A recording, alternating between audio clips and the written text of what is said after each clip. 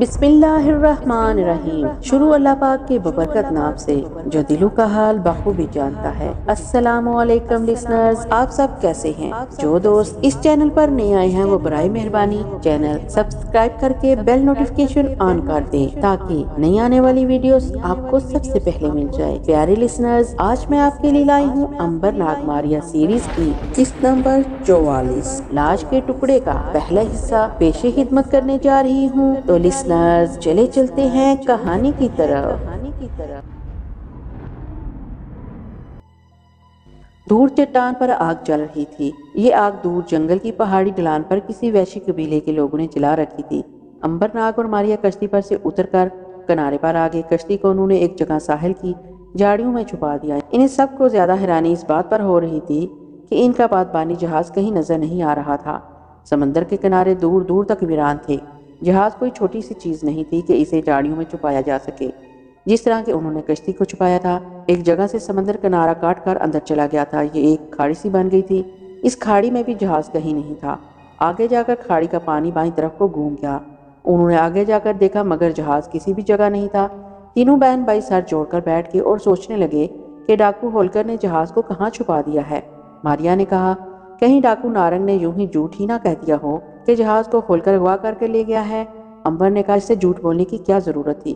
وہ کہہ سکتا تھا کہ مجھے جہاز کے بارے میں کچھ معلوم نہیں۔ ناگ نے اس خیال کا اظہار کیا کہ ہو سکتا ہے کہ ڈاکو نے ان سے بدلہ لینے کی کوشش کی ہو کہ ہم جہاز کی تلاش میں سردار ہولکر کے ٹھکانے پر پہنچے اور ڈاکو ہمیں ہلاک کروا دے گا۔ امبر نے کہا، ہاں یہ ہو سکتا ہے کہ نارنگ نے ہمیں ڈاکو ہولکر کے جنگل میں پھنسانے کی کوشش کی ہو۔ ناگ بولا، اگر ایسی بات ہے تو پھر وہاں سے جہاز کون لے گیا؟ اگر سردار ہولکر نے جہاز نہیں چرایا تو پھر دوسرا کون وہاں آ کر اتنے بڑے جہاز کو اٹھا کر لے جا سکتا ہے؟ ظاہر ہے یہ کام ڈاکو کے کسی گروہ کا ہی ہے۔ اکیلا ڈاکو اتنا بڑا جہاز اغوا نہیں کر سکتا۔ اگر یہ کسی گروہ کا کام ہے تو پھر یہ گروہ ڈاکو ہولکر کا ہی ہو سکتا ہے۔ ماریا کہنے لگی، تو پھر ڈاکو ہولکر جہاز لے کر کہاں چلا گیا؟ اگر وہ جہاز کو چرا کر لایا ہے تو پھر وہ اسی سمندر میں جہاز کو کھڑا کرتا۔ یہاں تو سمندر میں جہاز کہیں بھی نہیں ہے، کھاڑی کا سمندر بھی ویران پڑا ہے۔ یہی تو سوچنے کی بات ہے۔ امبر کہنے لگا، ہم جہاز کی تلاش جاری رکھیں گے، فکر نہ کرو، ہمارا جہاز ہمیں ضرور مل جائے گا، کیونکہ ایسا ہو سکتا ہے کہ ڈاکو ہولکر جہاز کو کھاڑی میں بہت آگے کسی ٹھکانے کے پاس لے گیا ہو۔ جو کچھ بھی تھا، جہاز کی گمشدگی ان تینوں بہن بھائیوں کے لیے ایک گورکھ دھندا بن گئی تھی۔ وہ کھاڑی کے کنارے ایک ٹیلے کے سائے میں گھاس پر بیٹھ کے یہاں بڑا حبس تھا۔ گرمی بھی تھی، ہوا میں نمی اور جنگلی جڑی بوٹی اور دلدل کی بو تھی۔ کھاڑی کے کنارے کنارے دلدلی ریت پھیلی ہوئی تھی۔ جس جگہ وہ بیٹھے تھے وہ خوش جگہ تھی اور وہاں سے کھاڑی کا پانی دور تک نظر آتا تھا۔ آگے جا کر کھاڑی دائیں طرف پہاڑی کے ساتھ گھوم گئی تھی۔ اب انہوں نے یہ سوچا کہ کسی طرح اس پہاڑی کی دوسری جانب گھوم کر دیکھا جائے کہ کہیں جہاز وہاں تو نہیں کھڑا۔ اس کے لیے انہیں کھاڑی عبور کرنا تھی۔ ناگ نے کہا، ہمیں کشتی کھینچ کر ادھر لانی چاہیے۔ ماریا بولی، میں تو بھوک سے نڈال ہو رہی ہوں، پہلے کھانا کھاتے ہیں، بعد میں کشتی کو بھی یہاں لے آئیں گے۔ چنانچہ وہ کھانا کھانے بیٹھ کے کھانے میں خشک پھل، خشک مچھلی کا گوشت اور باجرے کی روٹی تھی۔ پانی انہیں ایک پہاڑی چشمے سے مل گیا۔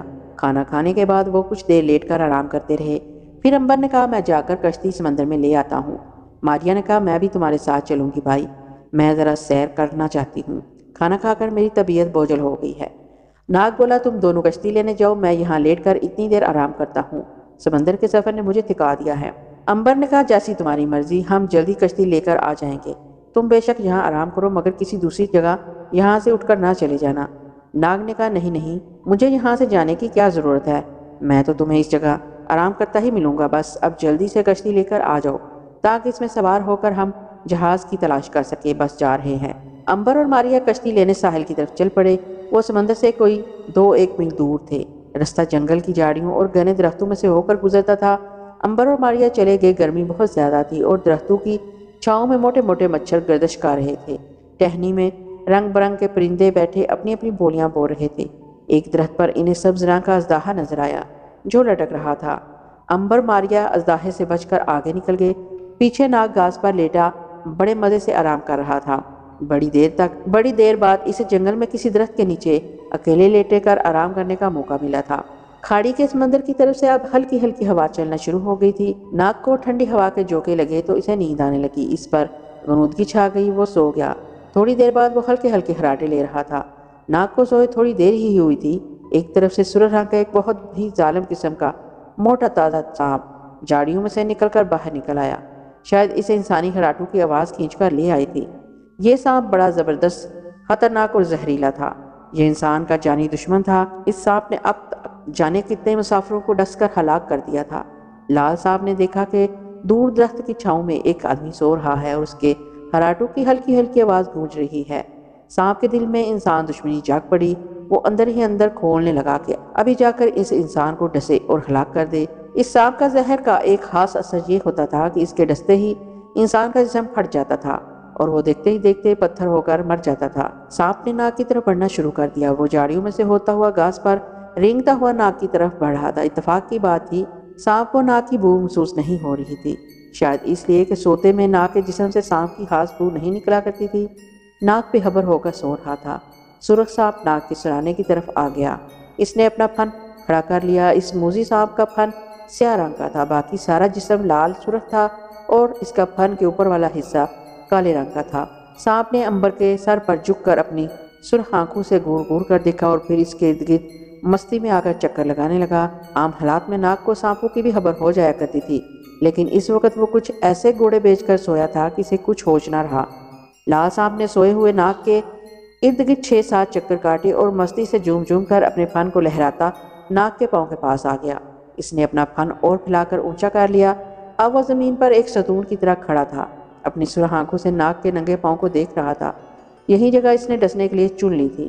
لال سانپ کی یہ عادت تھی کہ وہ جس آدمی کو ڈسنے لگتا تھا اس کے ارد گرد 2-4 چکر ضرور لگاتا، پھر وہ اس کے پاؤں کے پاس آ کر جھوم جھوم کر اپنا پھن کو ہلاتا اور پھر اس آدمی کے پنڈلی یا پاؤں پر ڈس کر اسے موت کی نیند سلا دیتا۔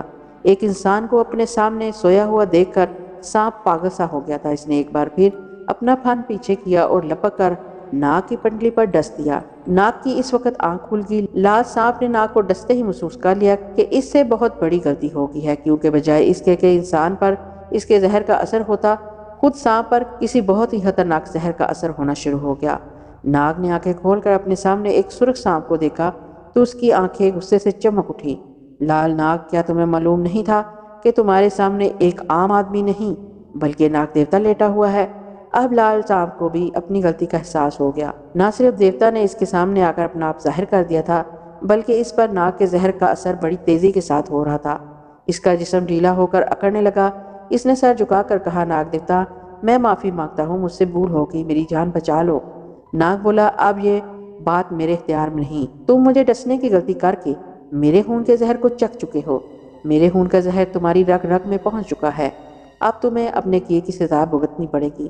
اور ایسا ہی ہوا۔ لال صاحب کی حالت خراب ہونے لگی، وہ زمین پر تڑپنے لگا، اس کا بدن جگہ جگہ سے پھٹ گیا اور آخر وہ مر گیا۔ ناگ نے اس کی لاش کو اٹھا کر دور دلدل میں پھینک دیا۔ اس نے سمندر کی طرف دیکھا، امبر اور ماریا ابھی تک کشتی لے کر نہیں آئے تھے۔ ناگ نے سر درخت کے ساتھ لگایا اور آنکھیں بند کر کے ایک بار پھر سونے کی کوشش کی۔ اب ایسا ہوا کہ کھاڑی میں جس جگہ ناگ سویا ہوا تھا، اس جگہ پر ایک بہت ہی بڑا آدم خور قسم کا مگرمچھ رہتا تھا۔ وہ آج تک کتنے ہی مسافر کو ہڑپ کر چکا تھا۔ اس مگرمچھ کی عادت تھی کہ انسان کی بو پاتے ہی اپنے ریت کے کھو میں سے باہر نکل آتا اور دلدل میں ایک جگہ چھپ کر تاک لگا کر بیٹھ جاتا، پھر موقع پا کر بجلی جیسی تیزی کے ساتھ انسان پر حملہ کر کے اسے گھسیٹ کر پانی میں لے جاتا۔ مگرمچھ بڑا خونی تھا۔ وہ اپنے کھو میں لیٹا ہوا تھا کہ اچانک اس کے نتنوں میں کسی انسان کی بو محسوس ہوئی۔ اس کی آنکھیں چمکنے لگی۔ وہ کئی روز سے بھوکا تھا۔ انسان کی بو پا کر وہ چوکنا ہو گیا۔ اس کی بھوک تیز ہو گئی۔ وہ چپکے سے رینگ کر اپنی کھو سے باہر آ گیا۔ جس طرف سے انسان کی بو آ رہی تھی وہ اس طرف کو رینگنے لگا۔ دلدلوں میں سے نکل کر اس نے جھاڑیوں کے پیچھے دیکھا کہ انسان پاؤں گھاس پر پھیلائے درخت کے نیچے سو رہا ہے۔ مگرمچھ کی تو عید ہو گئی۔ سویا ہوا انسان تو اس کے لیے بڑا ہی آسان شکار تھا۔ ایسے انسان کو تو بڑی آسانی سے ہڑپ کیا جا سکتا ہے۔ مگرمچھ کی ایک عادت ہوتی ہے کہ وہ اپنے شکار کو کبھی دریا یا کھاڑی کے ساحل پر نہیں کھاتا۔ اس کا شکار خواہ انسان ہو یا جانور یا گائے بھینس، وہ موقع پاتے ہی اپنے شکار کی ٹانگ یا گردن اپنے نکیلے دانتوں والے جبڑے میں دبا لیتا اور فوراً گھسیٹ کر پانی کے اندر لے جاتا۔ پانی کے اندر لے جا کر وہ شکار کو نیچے تہ میں لے جا کر پھر اوپر لاتا اور پھر نیچے لے جاتا۔ اس الٹ بازیوں میں اس کا مقصد یہ ہوتا تھا کہ شکار مر جائے۔ جب شکار پانی ناک سے گھس جانے کے بعد مر جاتا تو مگرمچھ اسے دریا کے نیچے ایک خاص کھو میں لے جا کر رکھ دیتا۔ اگر اسے بھوک زیادہ لگی ہوتی تو اسی وقت چٹ کر جاتا اور اگر بھوک نہ لگی ہوتی تو اسے 2 روز کے بعد شکار کا گوشت گل سڑ جاتا تو اسے کھاتا۔ ناگ بے فکر ہو کر آرام کر رہا تھا۔ اس کے وہم و گمان میں بھی نہیں تھا کہ یہاں کوئی مگرمچھ قسم کی چیز بھی ہو سکتی ہے۔ مگرمچھ اس وقت بڑی ہوشیاری سے رینگتا ہوا ناگ کے بالکل قریب آ گیا۔ مگرمچھ کی تھوتنی ناگ کے پاؤں کے ساتھ تھی۔ مگرمچھ پوری طرح چوکس ہو گیا۔ وہ حملہ کرنے کے لیے بالکل تیار تھا اور پھر اس نے حملہ کر دیا۔ مگرمچھ نے ایک جھٹکے سے آگے بڑھ کر اپنے بھیانک دانتوں والا جبڑا کھولا اور ناگ کے پاؤں کو اپنے دانتوں کی مضبوط پنجرے میں قید کر لیا۔ ناگ کو یوں محسوس ہوا جیسے کسی نے اسے ٹانگ سے پکڑ کر کھینچا اور وہ ہڑبڑا کر جاگ اٹھا۔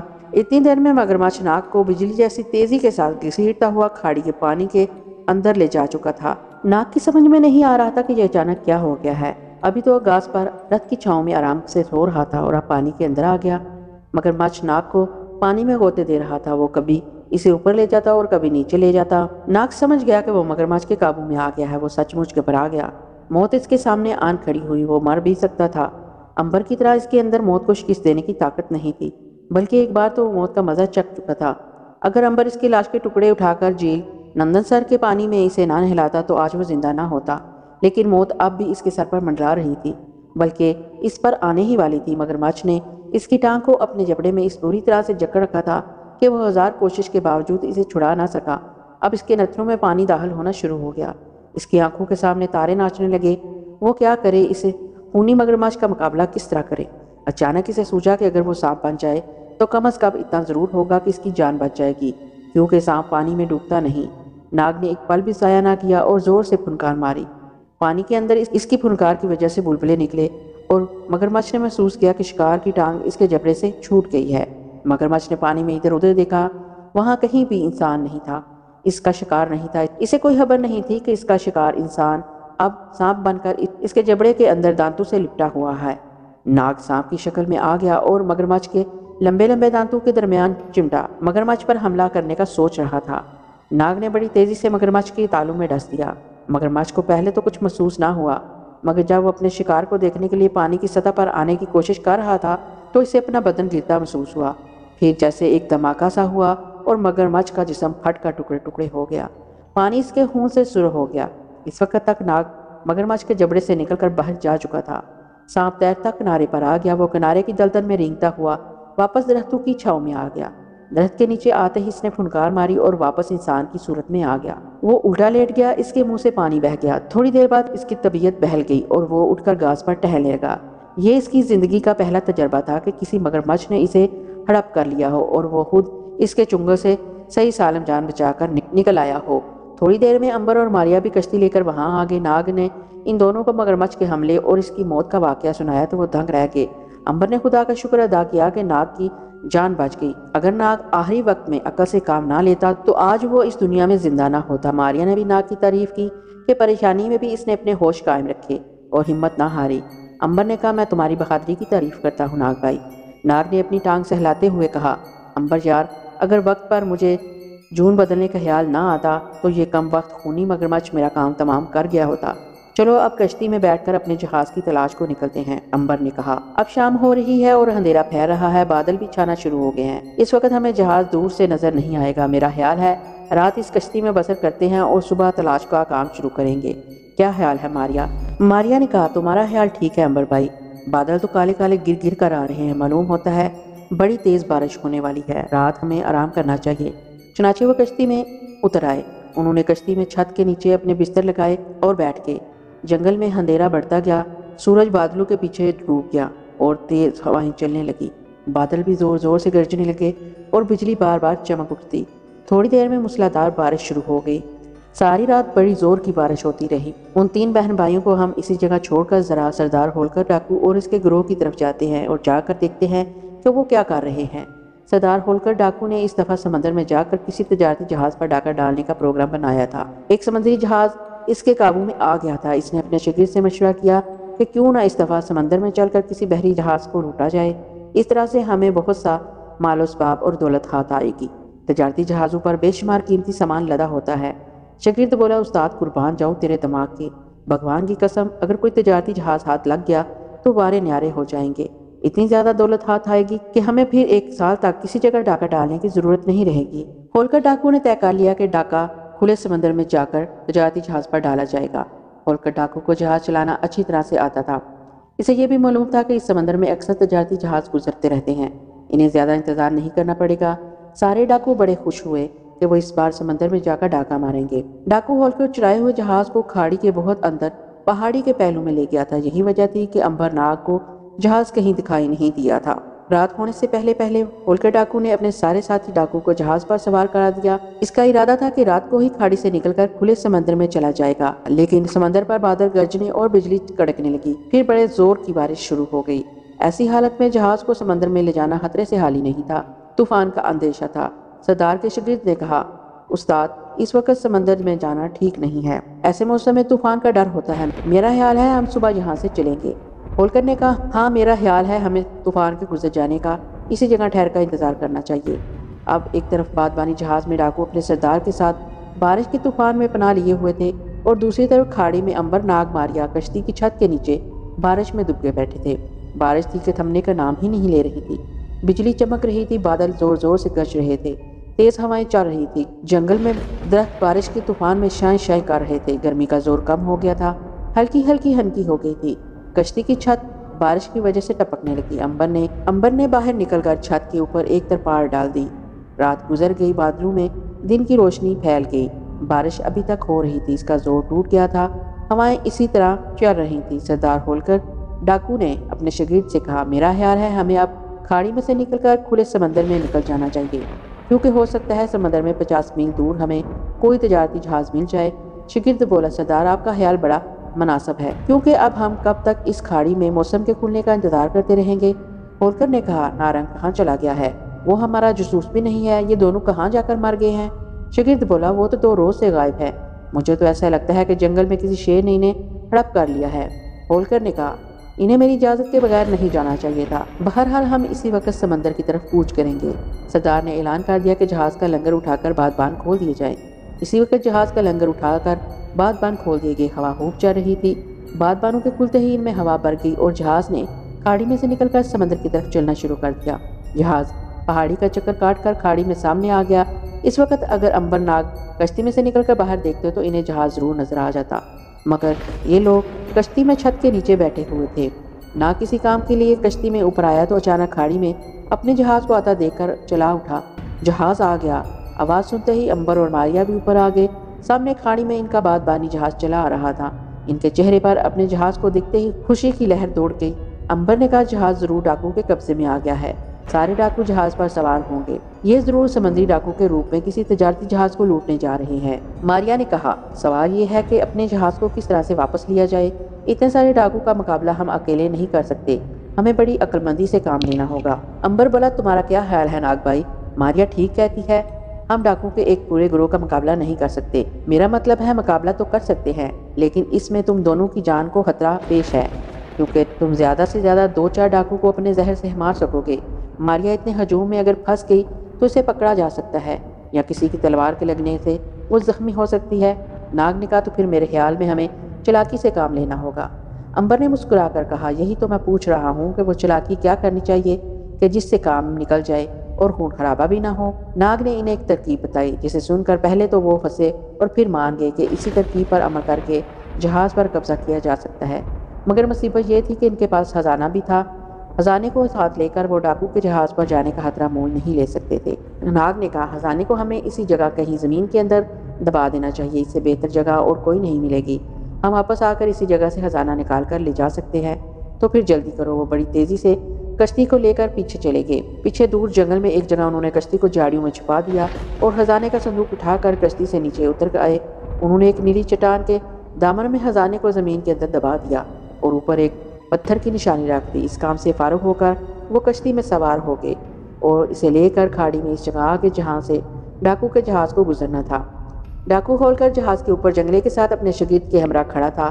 بارش اب تھم گئی تھی، بادل ابھی تک چھائے ہوئے تھے۔ اچانک ڈاکو ہولکر نے کھاڑی میں ایک کشتی کو اپنی طرف آتے دیکھا۔ ہولکر نے اپنے شاگرد سے کہا، یہ کشتی کن کی ہو سکتی ہے؟ شاگرد بولا، استاد، یہ تو کوئی ماہی گیر معلوم ہوتے ہیں۔ ہولکر بولا، مگر وہ تو کشتی کے اوپر کھڑے ہیں، ان کے پاس مچھلیاں پکڑنے والا جال بھی نہیں ہے۔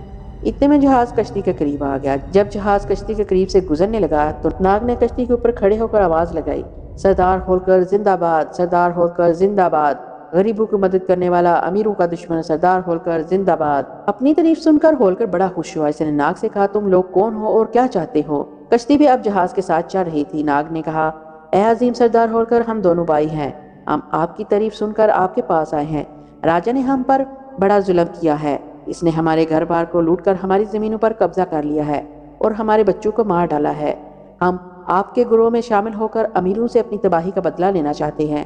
امبر نے کہا، ہاں سردار، ہم آپ کے گروہ میں شامل ہونے آئے ہیں۔ آپ غریبوں کی ہمیشہ مدد کرتے ہیں، ہماری بھی مدد کریں، ہمیں بھی خدمت کا موقع دیں۔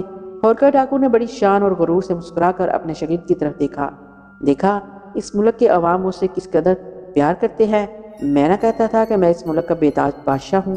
شاگرد نے کہا، اس میں کیا شک ہے سردار کہ آپ غریب لوگوں سے بے حد پیار کرتے ہیں۔ میرا خیال ہے پھر بھی ہمیں ہوشیار رہنا چاہیے، ہمارے دشمن بھی ہمیں نقصان پہنچا سکتے ہیں۔ سردار نے گردن اکڑا کر کہا، میرا دشمن میرا کچھ نہیں بگاڑ سکتا، اور پھر ان دونوں بھائیوں سے مجھے خلوص کی بو آ رہی ہے، میں انہیں ضرور اپنے گروہ میں شامل کر لوں گا۔ یہ امیر لوگوں کے ستائے ہوئے ہیں، یہ ہمارے بہت کام آ سکتے ہیں۔ شاگرد نے کہا، جیسے آپ کی مرضی سردار، آپ مالک ہیں، ہم آپ کے حکم کے غلام ہیں۔ سردار ہولکر نے ہاتھ اٹھا کر کہا، تم دونوں بھائی ہمارے گروہ میں شامل ہو سکتے ہو۔ اس کے ساتھ ہی سردار ہولکر نے حکم دیا کہ کشتی میں رسے کی سیڑھی پھینک دی جائے۔ اسی وقت رسے کی سیڑھی پھینک دی گئی۔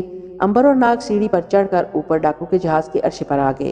ماریا بھی ان کے پیچھے پیچھے آ رہی تھی۔ اوپر آ کے انہیں محسوس ہوا جیسے وہ ایک بار پھر اپنے جہاز پر آ گئے ہیں، مگر ابھی تک جہاز ان کا نہیں تھا، ابھی جہاز ڈاکو کے قبضے میں تھا۔ جہاز ڈاکو کے چنگل سے چھڑانا تھا، وہ اسی مقصد کے لیے وہاں آئے تھے۔ جہاز سمندر میں داخل ہوا تو سردار ہولکر نے امبر اور ناگ کو اپنے کیبن میں بلا لیا۔ اس کیبن میں امبر اور ناگ رہا کرتے تھے اور میز پر ان کا نقشہ اسی طرح پھیلا ہوا تھا۔ ماریا ان کے ساتھ نہیں آئی تھی، بلکہ وہ جہاز کے عرصے پر ہی ایک طرف جنگلے کے ساتھ لگ کر بیٹھی تھی۔ دوسرے ڈاکو ٹولیوں میں بیٹھے ایک دوسرے سے ہنس ہنس کر باتیں کر رہے تھے۔ ایک ڈاکو کہہ رہا تھا، یہ دونوں نوجوان جو آئے ہیں مجھے کوئی جاسوس لگتے ہیں۔ دوسرا بولا، ہماری جاسوسی کرنے کی کیا ضرورت ہے؟ بھلا کیوں ضرورت نہیں؟ تیسرے نے کہا، کیا ہم ڈاکو نہیں؟ کیا ہم نے لوگوں کا جینا حرام نہیں کر رکھا؟ کیا ہم لوگوں کو لوٹتے اور قتل نہیں کرتے پھرتے؟ بھائی، کوئی بھی شریف آدمی ہماری جاسوسی کر کے ہمیں راجا کے سپاہیوں سے گرفتار کروا سکتا ہے۔ ادھر یہ باتیں ہو رہی تھی اور ادھر ہولکر ڈاکو امبر ناگ سے کہہ رہا تھا، کیا تم دونوں بھائی ہو؟ امبر نے کہا، ہاں سردار، ہم دونوں بھائی ہیں۔ ریاست پالی پتر میں ہماری زمینیں تھی، ہم کاشت کرتے تھے اور گزر بسر کرتے تھے، ہمارے بچوں کا پیٹ پالتے تھے، مگر ظالم جاگیردار نے ہماری زمین پر قبضہ کر لیا اور اس نے ہمارے گھروں کو لوٹ کر ہمارے بچوں کو ہلاک کر دیا۔ ہم اس ظلم کا بدلہ لیں گے اور میرے خدا نے چاہا تو بہت جلد بدلہ لیں گے۔ اگر آپ کی مدد ہمارے ساتھ رہی تو ہم جاگیرداروں کا خاتمہ کر دیں گے۔ سردار ہولکر بڑا خوش ہوا، کہنے لگا، تمہارا نام کیا ہے اور تم کیا کر سکتے ہو؟ امبر نے کہا، سردار، میرا نام امبر ہے اور میرے بھائی کا نام ناگ ہے۔ میں حکیم ہوں، بیماروں کا علاج کرتا ہوں، اور ناگ سانپ کے کاٹے کا منتر جانتا ہے۔ سردار بڑا خوش ہوا، بولا، یہ تو بڑی اچھی بات ہے، ہمیں تم جیسے نوجوانوں کی ہی بہت سخت ضرورت تھی۔ یہ تو بہت اچھا ہوا کہ تم خود ہی ہمارے جہاز پر آ گئے۔ ہمارے کتنے ہی ساتھی سانپ کے ڈسنے سے مر جاتے ہیں یا بیمار ہو جاتے ہیں تو ان کا علاج کرنے والا کوئی نہیں ہوتا، کیونکہ ہم شہروں میں جا کر کھلے بندو علاج نہیں کروا سکتے۔ امبر بولا، سردار، ہم ہر خدمت کے لیے حاضر ہیں۔ اب آپ کے جہاز پر کوئی شخص بیمار نہیں پڑے گا، اگر بیمار پڑ بھی گیا تو میں اسے علاج کر کے اچھا کر دوں گا۔ شاگرد کو ابھی تک امبر اور ناگ پر شک تھا۔ اس نے کہا، میرے دانت میں کل سے درد ہو رہا ہے، اگر تم میرے درد کا علاج کر دو تو میں بھی تمہیں مان جاؤں گا۔ امبر نے کہا، ہاتھ کنگن کو آرسی کیا، ابھی علاج کر کے درد کو دور کر دیتا ہوں۔ امبر نے شاگرد کے دانت کو غور سے دیکھا اور بولا، کیا اس جہاز پر سے مجھے لہسن مل جائے گا؟ شاگرد نے کہا، ابھی منگوائے دیتا ہوں۔ اس نے ایک ڈاکو کو حکم دیا کہ برچی خانے میں سے لہسن لایا جائے۔ اسی وقت ایک تھالی میں رکھ کر لہسن لایا گیا۔ امبر نے لہسن کا چھلکا اتار کر پھر اسے کچل کر شاگرد کے دانتوں کے اوپر لگا دیا۔ تھوڑی دیر میں دانت کا درد غائب ہو گیا۔ اصل میں امبر نے یہ ہوشیاری کی تھی کہ تھوم کو دانت پہ ہی اس نے زور سے دانت کے پھولے ہوئے مسوڑے کو دبا کر گندا مواد خارج کر دیا تھا۔ شاگرد ڈاکو کے دانت کا درد تھوڑی دیر بعد دور ہو گیا۔ سردار ہولکر نے خوش ہو کر کہا، کیوں، اب تو ہمارے شاہی حکیم کو مانتے ہو نا تم؟ ہاں سردار، میں مان گیا ہوں، میرا دانت اب بالکل درد نہیں کرتا، صرف دوائی رکھتے ہی بڑا سخت درد ہو رہا تھا۔ سردار ہولکر نے امبر سے کہا، آج سے تم ہمارے گروہ کے شاہی حکیم ہو، تم دونوں نیچے بورچی خانے کے ساتھ والے کیبن میں اپنا ڈیرا لگا سکتے ہو۔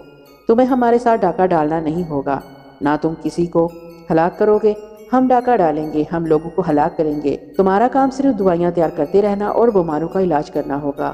اب تم جا سکتے ہو۔ امبر اور ناگ سلام کر کے خوشی خوشی نیچے آ گئے۔ ماریا ابھی تک اوپر عرشے پر جنگلے کے ساتھ لگی بیٹھی تھی۔ اسے کوئی نہیں دیکھ سکتا تھا مگر وہ خود سب کو دیکھ رہی تھی۔ کیبن میں آ کر امبر اور ناگ نے ماریا کو آوازیں دی۔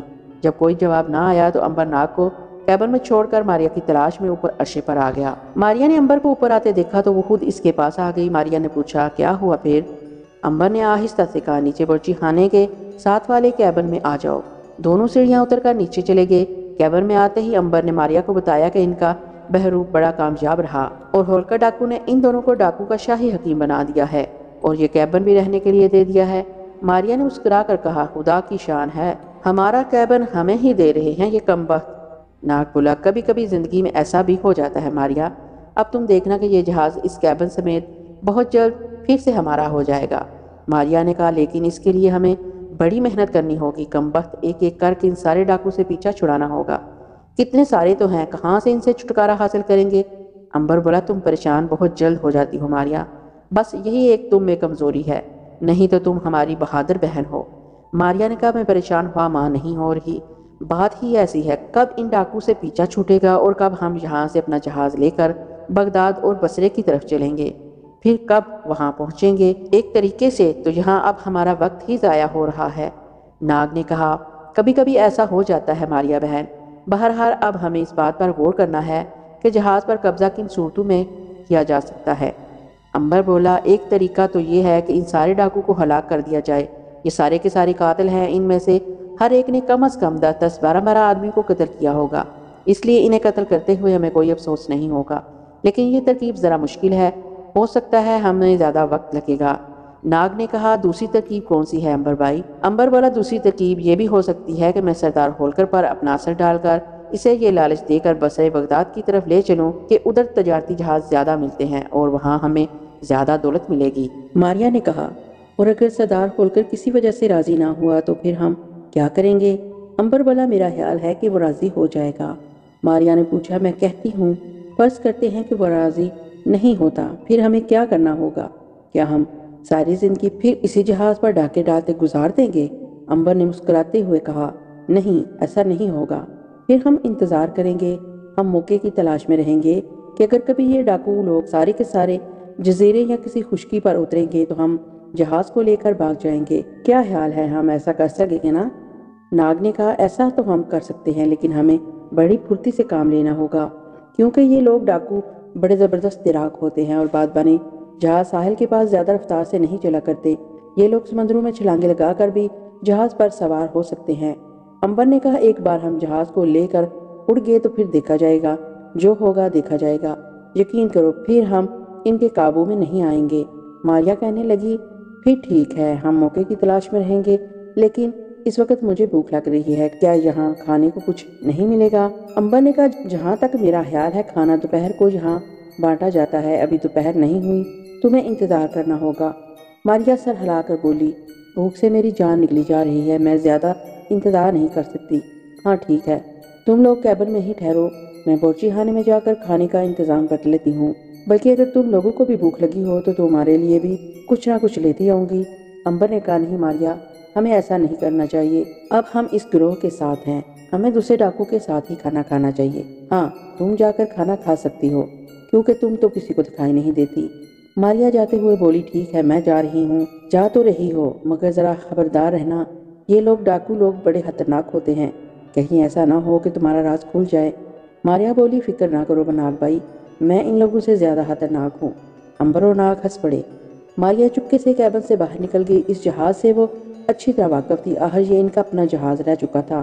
وہ کیبن میں سے نکل کر سیدھی بورچی خانے میں پہنچی، یہاں ڈاکو کے لیے دوپہر اور رات کا کھانا تیار ہو رہا تھا، بڑی خوشبوئیں اڑ رہی تھی، آگ کی انگیٹھیوں پر گوشت بھنا جا رہا تھا، بورچی روٹیاں اور چاول پکا رہے تھے، ایک موٹا پھولے ہوئے گالوں والا گول گپا بورچی بھی کھانا پکا رہا تھا اور ساتھ ہی ساتھ گا بھی رہا تھا۔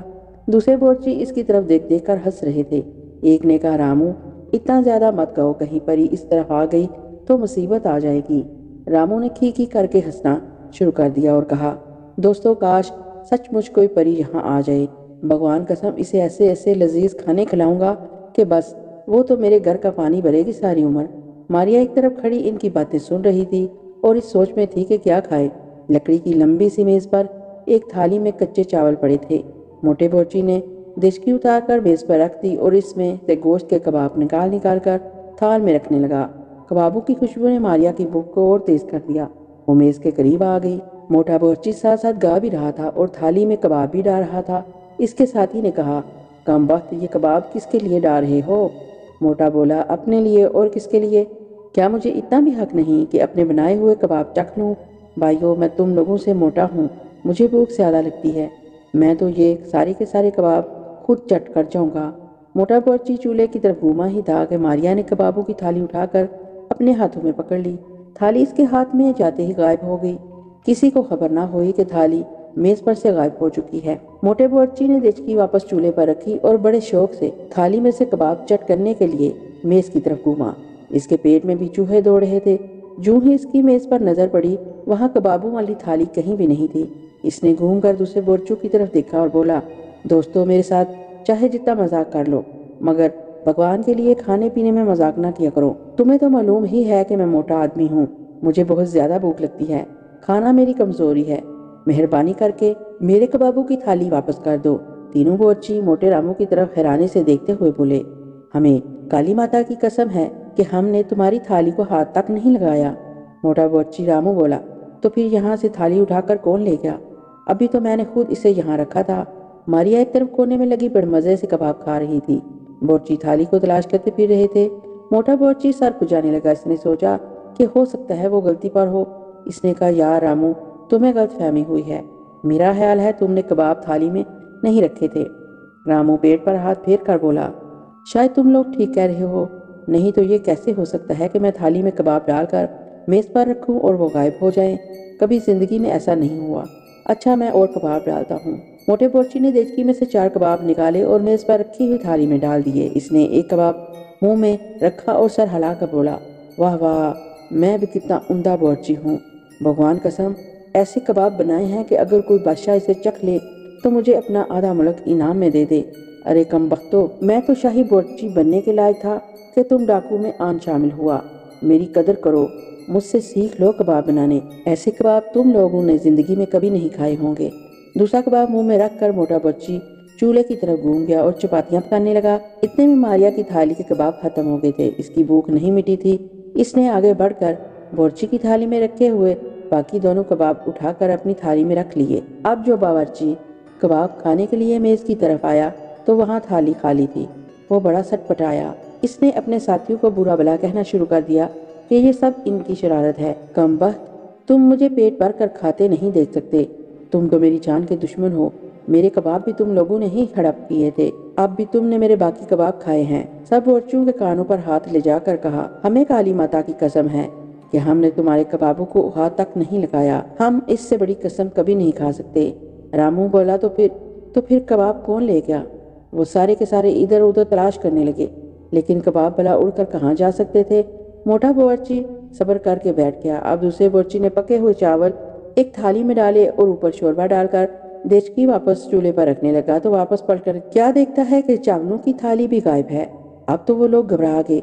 मारिया कोने में खड़ी बड़े मजे से चावल खा रही थी। इसने आगे बढ़कर मेज पर रखा हुआ पानी का एक कटोरा उठा लिया और पानी पीने लगी। मोटे बोर्ची ने मेज पर से कटोरा अपने आप ऊपर उठते और फिर गायब होते देखा तो इसकी आंखें फटी की फटी रह गई। इसने चीख कर कहा, कटोरा गायब हो गया है, मेरी आंखों के सामने गायब हो गया। दूसरे बोर्चियों ने पूछा, कहाँ गायब हो गया? अभी अभी मेरी आंखों के सामने गायब हो गया है। भाइयों, मैं कसम खाता हूँ, मैंने एक पानी से भरे हुए कटोरे को यहाँ से अपने आप उठते और गायब होते देखा। एक बोर्ची बोला, मगर ये कैसे हो सकता है रामू? रामू बोला, हुआ है, काली माता की कसम हुआ है, प्याला गायब हुआ है। इतने में मारिया ने पानी पीकर कटोरा वापस मेज पर रख दिया। मेज पर आते ही कटोरा फिर से जाहिर हो गया। कटोरे को मेज पर देखकर मोटा बोर्ची चीख पड़ा, अरे कटोरा फिर से वापस आ गया।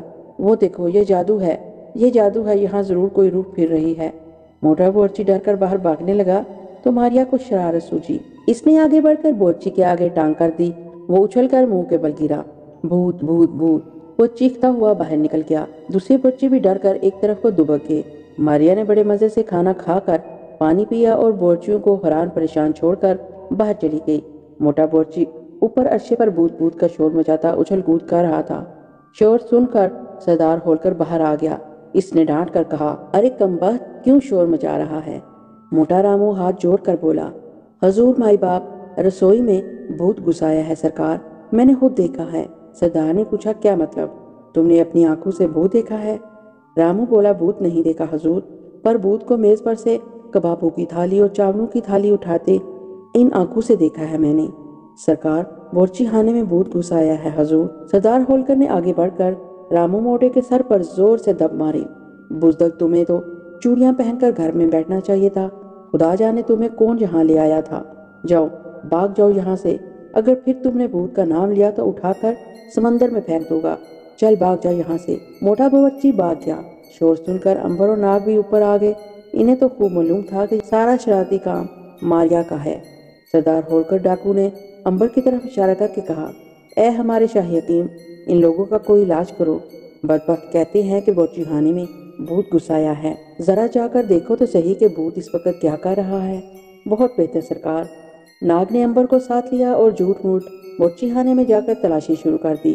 ماریا وہاں سے جا چکی تھی۔ ماریا نے بورچی خانے میں آ کر امبر اور ناگ کے کان میں کہا، یہ شرارت میری تھی، ہمیں معلوم ہے، دونوں نے سرگوشی میں کہا۔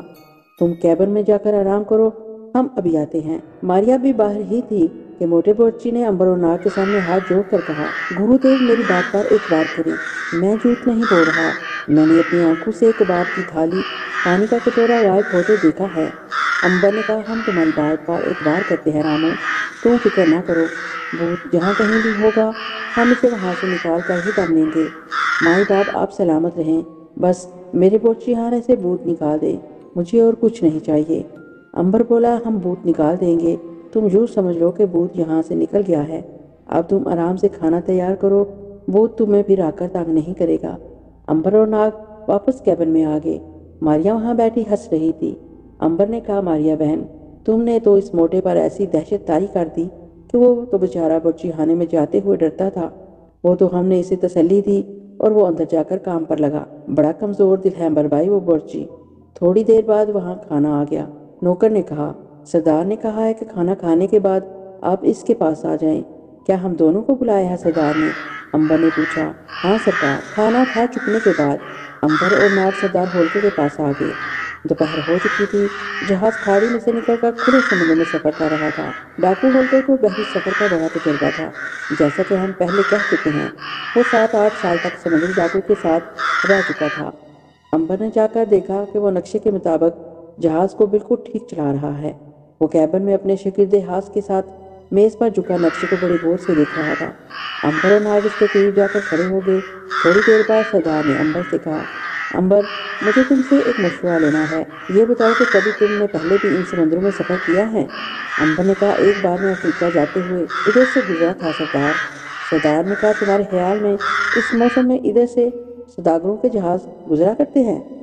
امبر نے کہا، جہاں تک میرا تجربہ کہتا ہے سردار، ادھر سے بارشوں کے موسم میں تجارتی جہاز نہیں گزرا کرتے، ہاں کبھی کبھی کوئی مسافر جہاز ضرور دکھائی دے جاتے ہیں۔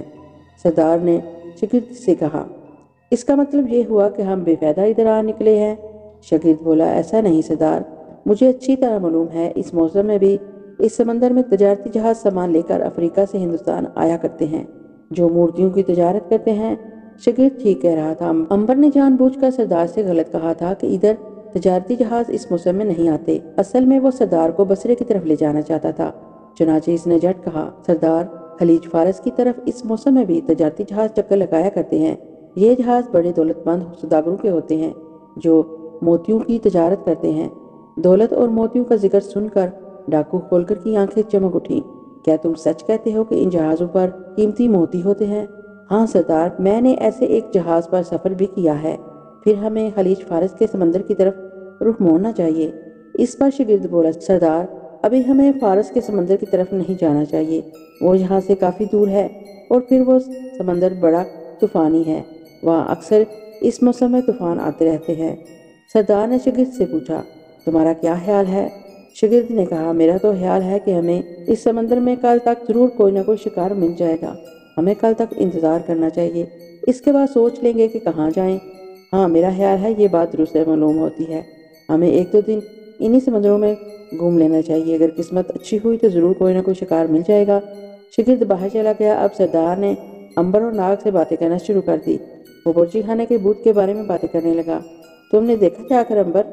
کیا وہاں کوئی بھوت تھا کہ وہ موٹا پجاری یوں ہی شور مچا رہا تھا؟ امبر نے کہا نہیں سردار، وہاں کوئی بھوت نہیں تھا۔ موٹے کو وہم ہو گیا تھا۔ میں نے اس کا وہم نکال دیا ہے، بھلا اس جہاز پر کوئی بھوت کیسے آ سکتا ہے؟ سردار نے کہا یہی تو میں بھی کہہ رہا تھا، ہم سے زیادہ اور کون بھوت ہوگا؟ دنیا کے کسی بھوت میں اتنی طاقت نہیں کہ ہمارا مقابلہ کر سکے۔ میں تو بھوت کی گردن بھی اڑا دوں گا۔ ناگ نے کہا کیوں نہیں سردار، آپ بہت بہادر ہیں۔ ناگ نے پھر سردار کی تعریف کرنا شروع کر دی۔ امبر اور ناگ یہی چاہتے تھے کہ سردار کی تعریف کر کے اسے خوش رکھیں اور پھر اس سے اپنی مرضی کے مطابق کام لے سکیں۔ انہیں پوری امید تھی کہ وہ سردار کو جہاز کا رخ خلیج فارس کی طرف موڑنے پر مجبور کر دیں گے۔ تو پیارے لسنرز، یہاں تک یہ کہانی آپ کو کیسی لگی؟ اپنی رائے کا اظہار کمنٹ باکس میں ضرور کریے گا، کیونکہ آپ کی رائے میرے لیے بہت قیمتی ہے۔ اور پلیز مجھے سپورٹ کریے گا۔ اس کہانی کا نیکسٹ پارٹ تک کے لیے اپنی دعاؤں میں یاد رکھیے گا۔ پھر ملیں گے انشاءاللہ۔ اللہ حافظ۔